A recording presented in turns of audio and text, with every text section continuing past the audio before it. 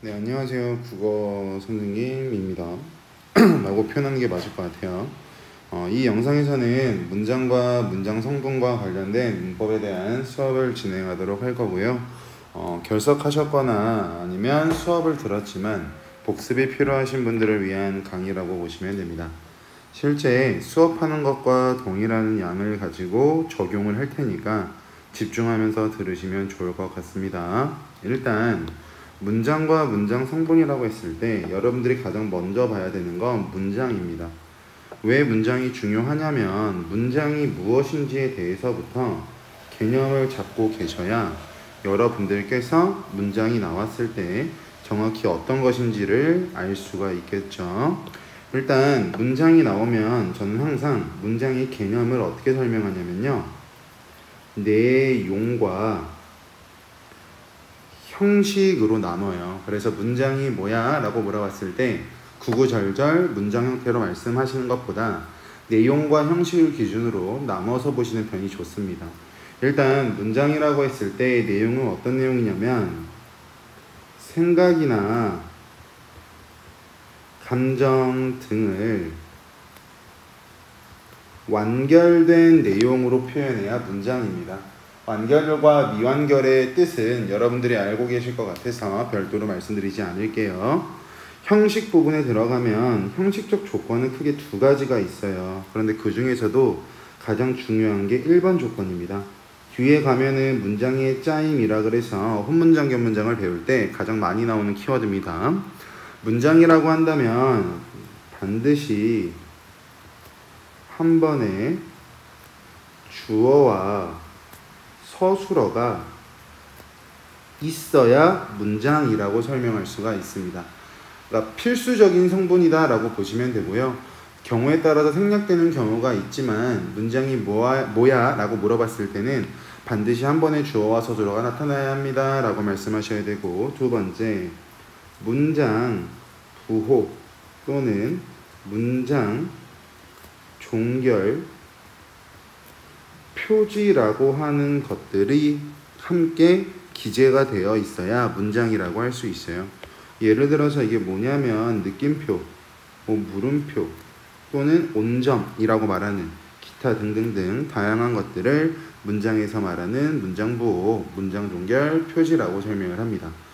다시 한번 말씀을 드리면 문장이 뭐야? 문장은 생각과 감정 등을 완결된 내용으로 표현해야 되고, 형식적으로는 반드시 한 번에 주어, 그리고 주어와 서술어, 그리고 문장 보호를 갖춰야 문장입니다 라고 할 수가 있습니다.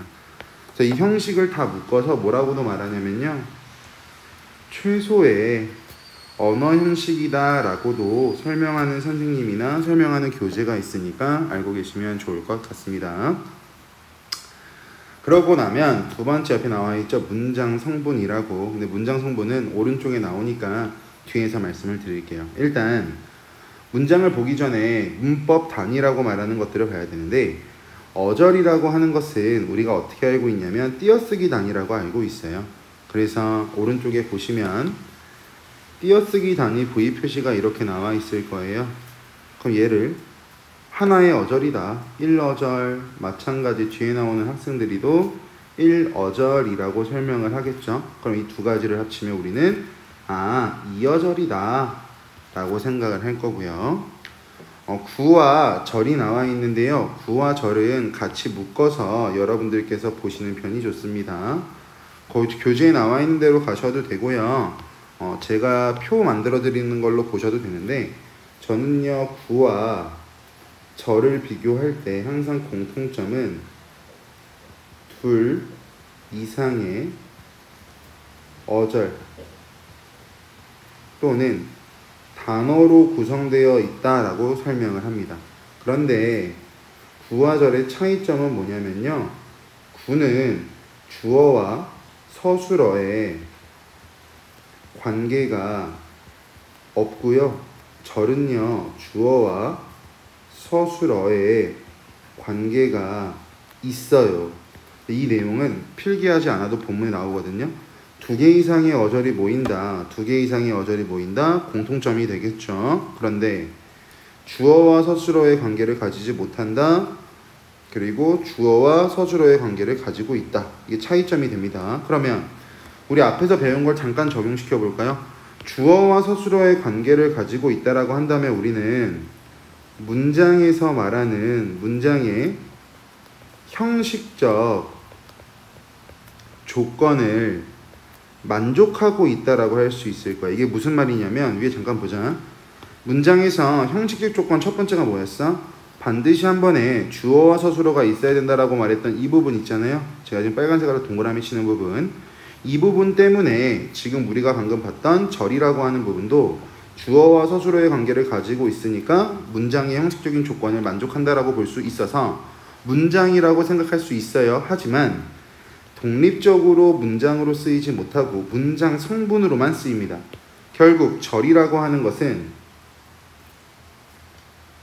독립적으로 문장처럼 사용될 수 없고 얘는 문장 성분으로만 사용된다. 그래서 무조건 주어와 서술어를 갖추고 있다라고 해서 모든 것들이 문장이 되는 것은 아니다. 그리고 여기서 가장 중요한 게 나오죠. 문장. 문장이라고 하는 거 아까 말했던 겁니다. 생각이나 감정을 완결된 내용으로 표현하는 최소의 언어 형식인데 여기서 말하는 최소의 언어 형식이라고 하는 것은 주어와 서술어를 갖춰야 한다. 근데 얘가 원칙이고 아까 말씀드렸던 거 경우에 따라서 생략되기도 합니다. 그래서 최소의 언어 형식이라고 하는 부분 생각하고 계셔야 되는데 한 가지 더 추가한다면 아까 위에서 말씀드렸던 문장, 부호라고 하는 것도 최소의 언어 형식과 관련된 일부 내용이 될 테니까 여러분들께서 알고 계셔야 되겠죠? 되셨죠? 오른쪽 페이지 넘어가서 이제 문장 성분에 대해서 살펴보도록 하겠습니다.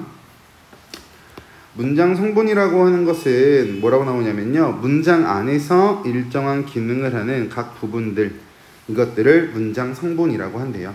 문장 성분이 나오면 여러분들 머릿속에 항상 구분 지어서 예의주시해야 되는 게 뭐냐면 품사입니다. 이 품사라고 하는 것과 문장 성분은 같을 수도 있고 다를 수도 있는데요. 그 내용은 아래 나오거든요. 품사와 문장 성분의 차이. 여기서 오겠습니다. 품사라고 하는 것은 단어들 가운데 공통된 성질을 가진 것끼리 분류해 놓은 것으로 고유한 성질이랍니다. 고유하다라고 하는 건 웬만하면 변화하지 않는다. 그러니까 변화 X라고 알고 계시면 좋을 것 같지만 고등학교 올라가시면 품사가 달라지는 경우도 있어서 그냥 웬만하면 고유한 성질이 바뀌지 않는다라고 인지하시면 좋을 것 같습니다. 문장 성분이라고 하는 것은 문장을 구성하면서 일정한 역할을 수행하는 부분으로 단어가 문장 안에서 수행하는 역할을 한다고 합니다. 아래 나와 있는 예시를 잠깐 먼저 같이 보시고 부연 설명을 도와드릴게요. 준호는 큰 집에 산다라고 나와 있습니다. 그러면 이 큰이라고 하는 녀석은 문장 내에서 뒤에 나오는 집을 이렇게 꾸며주는 무엇을 한다? 역할을 할 거예요. 그럼 이 큰이라고 하는 것의 역할은 체언을 수식하는 역할을 한다라고 여러분들이 인지하실 텐데 아래 볼게. 큰의 기본형이 크다는 여기서 말하는 크다라고 하는 건 원래 큰의 형태가 아니었다라는 거죠. 결국 크다라고 하는 말 뒤에 니은이라고 하는 어미가 붙었다. 그래서 뭐가 되었다? 큰이 되었다라고 해석하셔야 되는데 이어서 볼게. 대상의 성질을 나타내기 때문에 품사는 형용사이다. 즉 모양이 달라졌다고 하더라도 원래 형태가 크다였기 때문에 고유한 성질을 말하는 품사는 형용사다. 그리고 슬러시로 끊어보실게요. 문장 안에서 라고 나와 있으니까 문장 안에서라고 하는 건 결국 위에 나와 있는 문장을 구성하면서 일정한 역할을 수행한다라고 해석하시면 되겠죠. 문장 안에서는 체언인 집을 꾸며주는 역할을 하기 때문에 문장 성분 즉 역할은 관형어이다. 즉 품사는 형용사, 문장 성분은 관형어라고 설명할 수가 있기 때문에 품사와 문장 성분이 항상 일치하는 것도 아니고요. 항상 불일치하는 것도 아니어서 여러분들께서 품사와 문장 성분에 대해서 정확히 캐치하고 계시면 좋을 것 같습니다. 그리고 빈 공간이 좀 나와 있으니까 품사와 관련해서 가볍게 말씀을 드리면, 품사는 일반적으로 뭐가 있냐면 체언이라고 하는 녀석에 들어가는 명사와 대명사와 수사가 있죠. 형태, 기능, 의미는 설명하지 않을게요. 1학기 기말고사 때 시험 보셨다고 하니까. 두 번째, 용언에는요 동사와 형용사가 있습니다.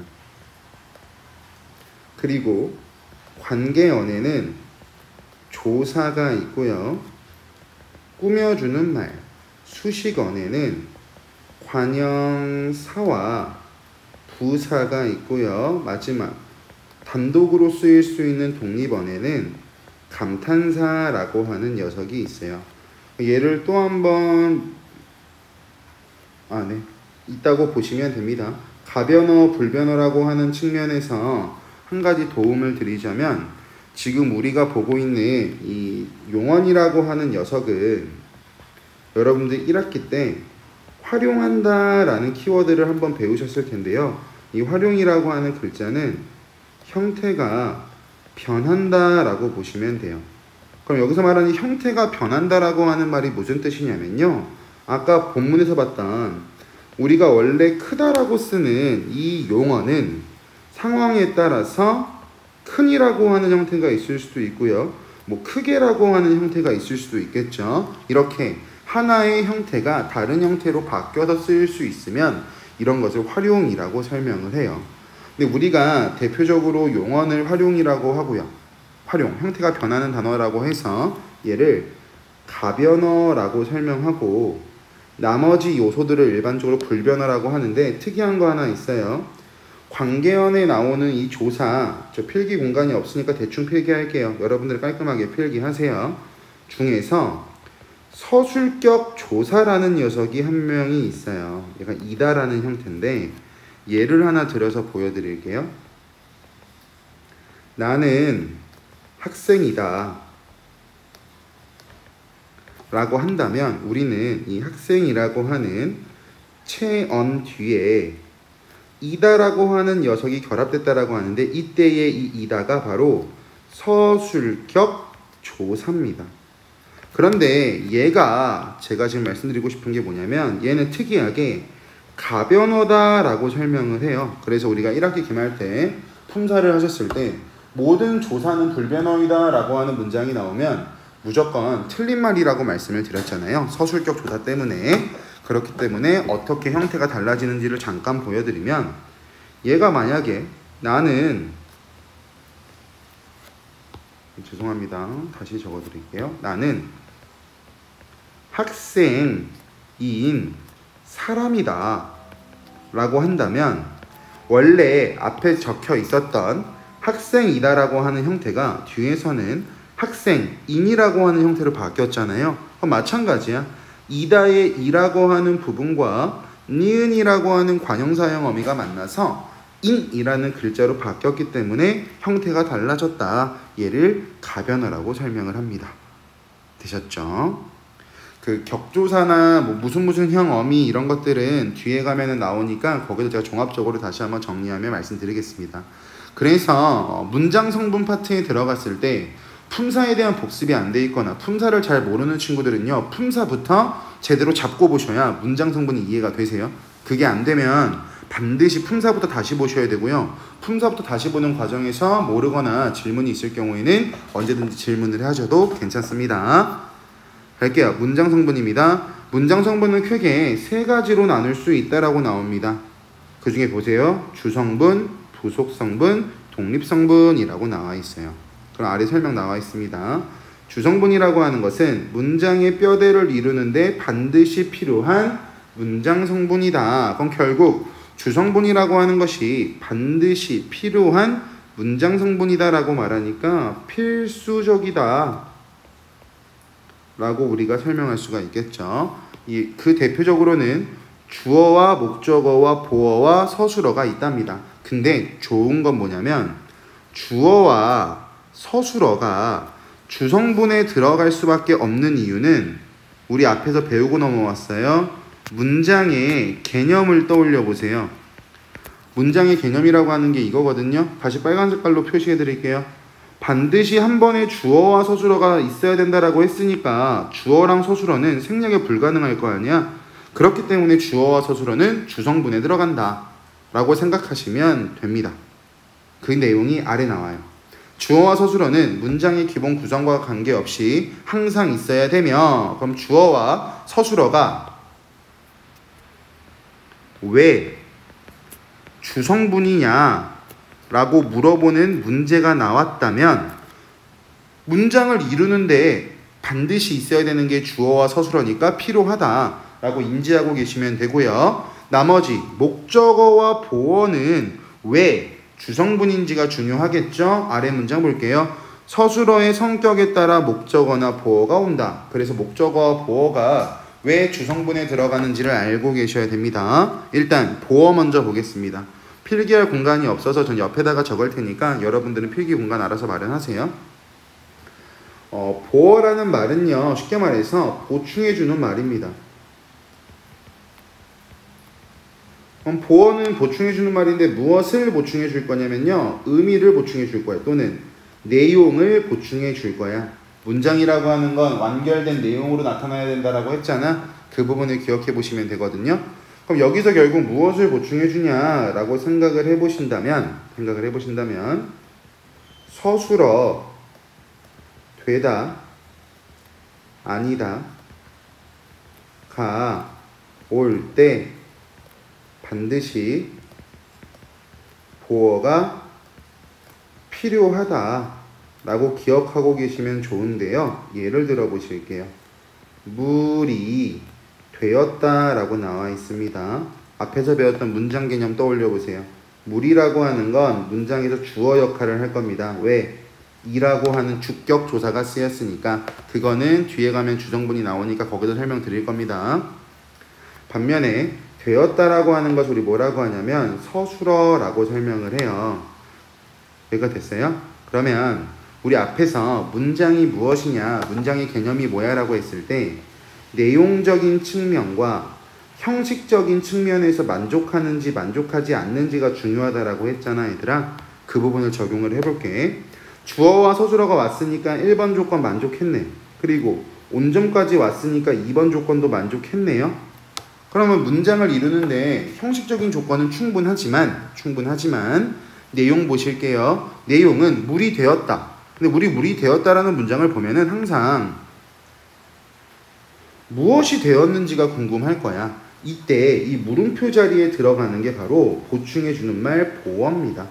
이렇게 보어라고 하는 건 내용적인 측면에서의 완결성을 추구하기 위해 주성분에 들어간다. 단 항상 보어가 오는 게 아니라 뭐가 올 때만? 서술어에 되다 아니다가 올 때만. 그래서 뭐 된, 아닌 이라는 글자가 와도 되다 아니다로 바꿀 수 있으니까 무조건 보어가 필요하다라고 인지하고 계시면 됩니다. 됐죠? 그리고 두 번째 목적어는요, 목적어라고 하는 것은 우리 영어 할 때 자동사, 타동사라는 말을 들어보셨을 거예요. 즉 동작의 대상을 나타낼 때 목적어를 쓰는데, 만약 서술어 자리에 타동사가 오면, 여기서 말하는 타동사는 영어에서도 말하는 목적격 조사가 필요하냐 필요하지 않냐를 말합니다. 가 올 때 목적어는 주성분이 된다. 또는 이렇게도 설명하셔도 돼요. 서술어 자릿수. 예를 들어 보여드릴게요. 나는 학생이다라는 문장이 있어요. 그럼 아까 나는 학생이다라고 하는 것은 나는이라고 하는 주어와 학생이다라고 하는 서술어가 있고, 아까 봤던 것처럼 내용과 형식상 모든 조건을 만족하고 있기 때문에 나는 학생이다라고 하는 문장은 더 이상 무언가가 필요하지 않아요. 근데 예를 들어서 나는 먹었다 라고 하는 문장이 있다라고 가정을 했을 때 항상 문장이 성립하는지 성립하지 않는지는 내용적인 측면과 형식적인 측면으로 나누어서 보시면 좋아요. 나는이라는 주어가 있고요. 먹었다라는 서술어가 있으니까 형식적 조건 두 가지는 온전까지 있으니까 모두 만족했다라고 할 수 있을 거야. 예를 들어서 옆에 있는 친구가 야, 나 먹었다? 그럼 여러분들은 뭐라 그래요? 무엇을 먹었어? 라고 물어볼 겁니다. 결국 이 물음표 자리에 내가 먹은 대상이 되는 뭐가 필요하다? 목적어가 필요하기 때문에 서술어의 성격에 따라서 목적어는 주성분이 된다 라고 이해하고 계시면 될 것 같습니다.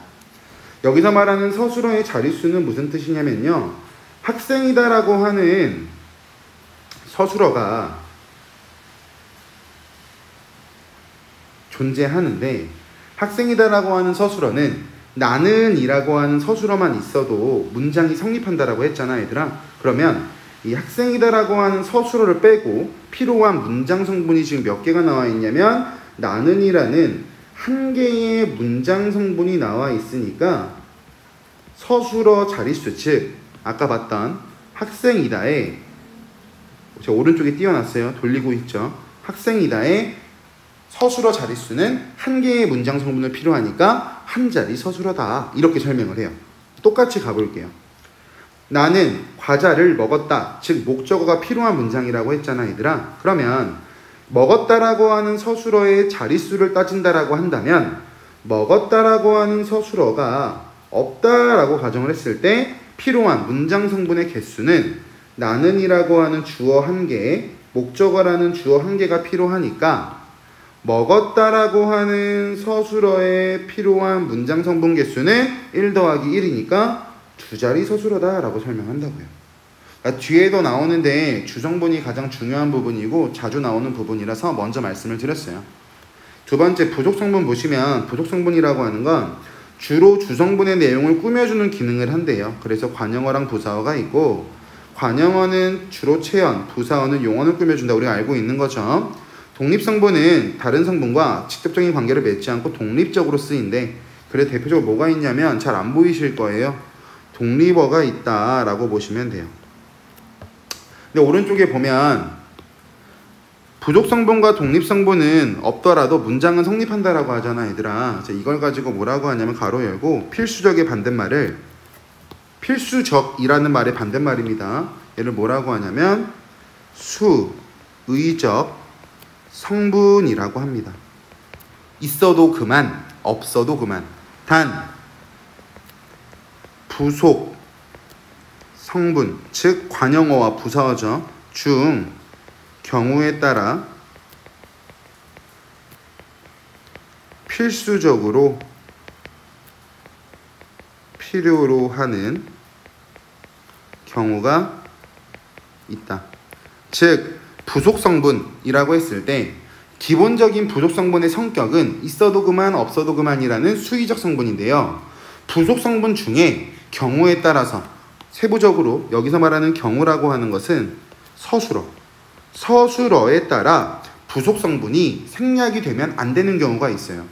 그렇기 때문에 아까 우리 앞에서 조사라고 하는 것 중에서 유일하게 서술격 조사만 가변어라고 했잖아. 그래서 모든 조사는 불변어이다 라고 말하면 틀린 것처럼 모든 부속성분은 수의적이다 라고 말하면 틀린 문장이 돼버립니다. 이것도 뒤에 한 번 더 설명을 드리도록 하겠습니다. 그럼 이제 기본적인 틀을 봤고요. 세부적으로 들어가서 볼게요. 주성분이라고 하는 건 문장의 기본 뼈대를 구성하는 필수적이다. 주어, 동작, 상태, 성질 등의 주체를 나타내는 문장 성분인데 누가 또는 무엇이 라고 나와 있으면 우리는 이것을 주어라고 합니다. 여기 보시면 주격조사 이가라고 나와 있고요, 보조사라고 나와 있는데 조사가 생략이 가능하다라고 나오잖아 얘들아. 즉 이 조사가 생략이 되면 그 자리에 보조사가 채워지는데 대표적으로 은는이 있어요. 그래서 우리가 주격조사가 뭐야 라고 말하면 은는이가요 라고 말하는데요, 은는이라고 하는 건 주격조사가 아니라 보조사입니다. 그리고 이제 앞으로 이 격조사에서 이 격이라는 그 글자를 자주 볼 텐데 이 격을 우리 어떻게 해석할 거냐면 자격을 부여하는 이라고 해석을 할 거야 얘들아. 그럼 주격조사라고 하는 말을 어떻게 해석하면 되냐면 이 주라고 하는 글자를 주어라고 보시면 되거든요. 주어의 자격을 부여해주는 조사를 주격조사라고 설명을 합니다. 예를 들어서 똑같이 가보자. 목적격 조사라고 한다면 여기 나와 있는 격이라고 하는 글자도 자격을 부여하는 의미니까 목적어에 자격을 부여한다. 또 복격조사라고 한다면 격이라는 글자를 해석하는 방법은 무엇에 자격을 부여하는 이라고 했으니까 보어의 자격을 부여해주는 조사다라고 해석한다라고 말씀을 드리고 있는 겁니다. 용어를 통일하자고. 많이 외우면 헷갈리니까. 그리고 이가라고 하는 주격조사는 우리가 일반적인 친구에게 쓰지만 어른에게 쓸 때는 여기 아래 나와요. 깨서라는 말도 쓰잖아요. 그래서 주격조사가 이가, 깨서 이런 것들이 있다라고 알고 계시면 좋을 것 같아요. 그래서 문장에서 주어가 뭐야 라고 했을 때 기본적으로 찾는 방법은 주격조사와 보조사를 찾으면서 우리는 주어를 판단하기 때문에 주어와 관련된 조사들은 여러분들이 외워놓으시는 게 좋아요. 뒤에 나오는 목적격 조사, 서술격 조사 마찬가지야. 조사를 외워야 문장 성분이 쉽다. 반면에 목적어입니다. 아까 잠깐 봤던 거죠. 서술어의 동작이 대상이 된다. 무엇을에 들어간다. 타동사가 서술어로 쓰이는 문장에는 반드시 목적어가 있어야 되니까 주성분이다. 목적격 조사는 을을이 있고 조사가 생략이 가능하기 때문에 보조사가 쓰여서 목적격 조사의 대체가 되기도 한다 라고 보신다면 특이사항 없겠죠. 오른쪽 보어라고 하는 것은 아까 말했던 거 가장 중요한 거, 서술어 자리에 되다와 아니다가 오면 무조건 와야 되는 게 보어인데, 보어는 잘 보세요. 복격조사 이가, 조사 생략 가능 보조사. 그럼 여기서 헷갈려야 되는 게 뭐냐면, 선생님 그럼 아까 우리 주어에서 주격조사를 배웠는데요. 체크해 드릴게요. 이 주격조사와 복격조사의 형태가 동일합니다. 그런데 어떻게 구분하나요? 라고 물어보시면 보어라고 하는 건 항상 뭐가 필요하다? 서술어에 되다 아니다가 와야 된다라고 했으니까 이럴 때는요. 서술어를 보세요. 서술어를 확인하시고 만약 되다 아니다가 있다면 또는 없다면 무조건 주어라고 보시면 되고, 있다면 서술어 바로 앞에 나오는 것을 보어라고 하니까 여러분들이 주어랑 보어를 구분하시는 건 위와 같은 방법을 쓰시면 될 것 같습니다. 다음 서술어 보실게요. 서술어를 보시면 주어의 동작 상태 성질 따위를 설명하는 문장을 서술어라고 한답니다. 여기서 말하는 이 설명이라고 하는 글자를 풀이라고 설명해도 이해해도 특이사항은 없을 것 같아요. 근데 중요한 게 뭐냐면 이거 외워야 돼 얘들아. 어찌해 라고 나오면 동작, 어떠 상태, 무엇 성질이라고 나와 있는데 시험 문제 이 멘트로 자주 나와. 특히 고등학교. 어찌한다라고 하는 것은요 동사를 나타낼 때 어찌하다라고 하고, 어떠하다라고 하는 건 형용사를 나타낼 때 자주 사용하고요. 무엇이다라고 하는 것은 체언과 서술어의 자격을 부여해주는 서술격 조사가 결합해서 서술어 자리에 들어옵니다. 따라서 여러분들이 그 세 가지에 대해서 정확히 인지하고 계셔야 특이사항이 없기 때문에 여러분들이 알고 계시면 좋으실 것 같습니다. 됐죠? 아래 보시면 서술어 자릿수라고 나와 있는데요. 서술어 자릿수라고 하는 것은 문장을 이루기 위해 반드시 필요로 하는 문장 성분의 개수를 서술어 자릿수라고 말한대요. 아까 봤던 거 똑같이 갈게. 서술어 자릿수는 한 자리, 두 자리, 세 자리가 있는데 예시 볼까요? 아기가 귀엽다라고 한다면 얘들아 이 문장은 내용상으로나 형식상으로나 모두 다 만족하는 문장이 될 거야. 그럼 내용상으로나 형식상으로나 모두 만족하는 문장이 되기 때문에 귀엽다라는 서술어가 없다라고 가정했을 때 아기가라고 하는 주어 한 가지만 필요하니까 이런 것을 한 자리 서술어다라고 설명을 합니다. 반면에 두 자리 서술어를 잠깐 보시면 먹었다라 솔비는 냉면을 먹었다 해서 주어랑 서술어를 갖고 있는데 얘들아 여기서 먹었다라는 서술어는 반드시 목적어와 주어가 필요로 하겠죠. 따라서 솔비는 냉면을 먹었다라고 설명을 했을 때 먹었다라고 하는 서술어를 제외하고 앞에 나오는 솔비는 1개, 냉면을 2개, 총 2개의 문장 성분을 필요로 하고 있기 때문에 이런 것을 두 자리 서술어라고 한다. 특이사항은 더 이상 없을 것 같습니다. 뒤에 넘어가서 볼게요. 문장의 부속 성분입니다. 가서 보십시다. 볼까요? 문장 성분 중에는 다른 문장의 성분의 뜻을 더하는 부수적인 역할하는 부속 성분도 있고 다른 문장 성분과 관계없이 독립적으로 쓰이는 독립 성분이라고 하는 것도 존재한다. 라고 나와 있는 거 앞에서 봤던 거죠. 아래 볼게요. 부속 성분은 주성분의 내용을 꾸며주는 거지 독립 성분의 내용을 꾸며주진 않습니다. 내용 구분하시고요. 같이 가서 볼까요? 관형어라고 하는 건 우리가 알고 있는 관형사와 역할과 기능이 동일해요. 체언을 꾸며주는 역할을 한다 라고 보신다면 크게 특이사항은 없으시겠죠. 그런데 이러한 관형어가 될 수 있는 것들은 관형사가 될 수도 있고요. 체언에 관형격 조사 의가 결합해서 관형어의 역할과 기능을 할 수도 있고요.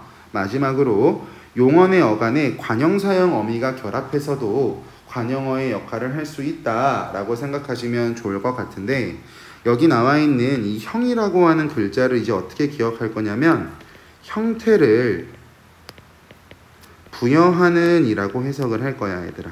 그럼 똑같이 가자. 관형사에 형태를 부여해주는 어미, 얘를 관형사형 어미라고 설명을 합니다. 됐죠? 용언이라고 하는 녀석은요, 구성이 어간과 어미라고 하는 녀석으로 구성이 되어 있어요. 예를 들어서 보여드리면 어떤 것들이 있냐면 먹다, 먹고, 먹으니, 기타 등등등이라고 했을 때 형태가 바뀌지 않는 이 먹이라고 하는 부분을 어간이라고 하고요. 형태가 달라질 수 있는 뒷부분을 우리는 어미라고 설명을 합니다.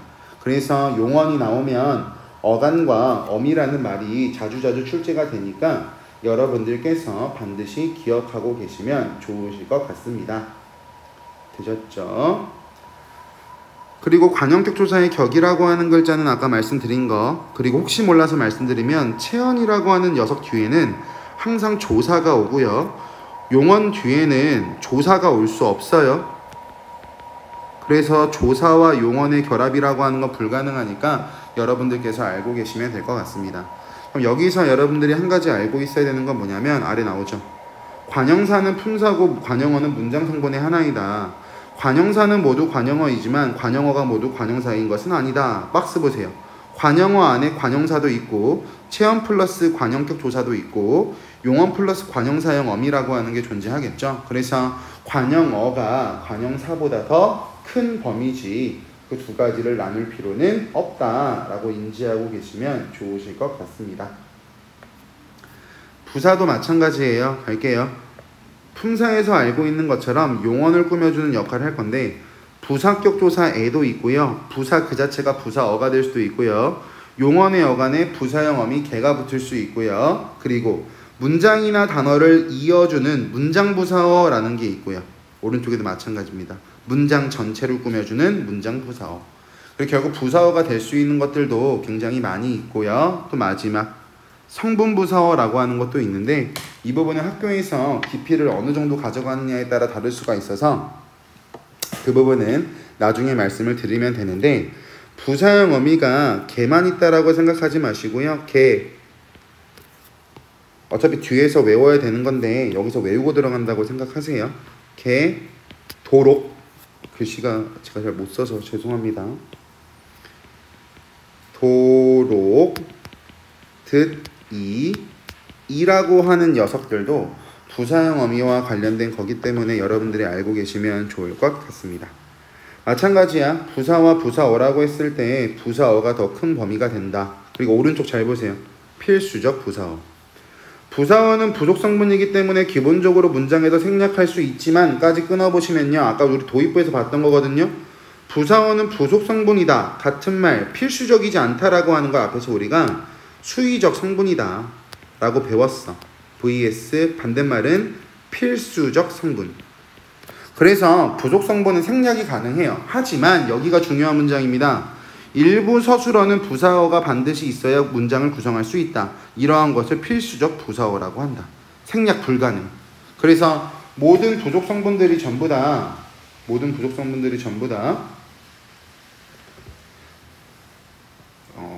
생략이 가능하다라고 설명하시면 안 됩니다. 필수 부사가 존재하니까. 독립성분이라고 하는 건 직접적인 관계가 없다. 독립적으로 쓰인다. 뭐 감탄사, 뭐 체언 플러스 이게 어떻게 적혀 있는 거냐면요. 적어 드릴게요. 안 보이겠다. 얘는 체언 플러스 혹격조사라고 적혀 있는 건데 격이라는 글자는 앞에서 말했으니까 이 호라는 글자는 부르다예요. 누군가를 부를 때 사용하는 조사를 혹격조사라고 설명을 합니다. 그래서 독립성분은 문제 자체가 굉장히 쉽게 나오고 여러분들이 한 번만 집중하시면 되는 거라서 한 번만 잘 보시면 좋을 것 같아요. 여기까지가 문장 성분이었고요. 다음 시간에는 문장의 짜임이라고 하는 것을 배울 텐데 문장의 짜임이라고 하는 게 굉장히 복잡하고 많이 어려워요. 그래서 볼 게 오히려 더 많을 수 있으니까 문장 성분까지 확실히 복습하시고 생각을 하셨으면 좋겠습니다. 여기까지 수업을 마치겠습니다.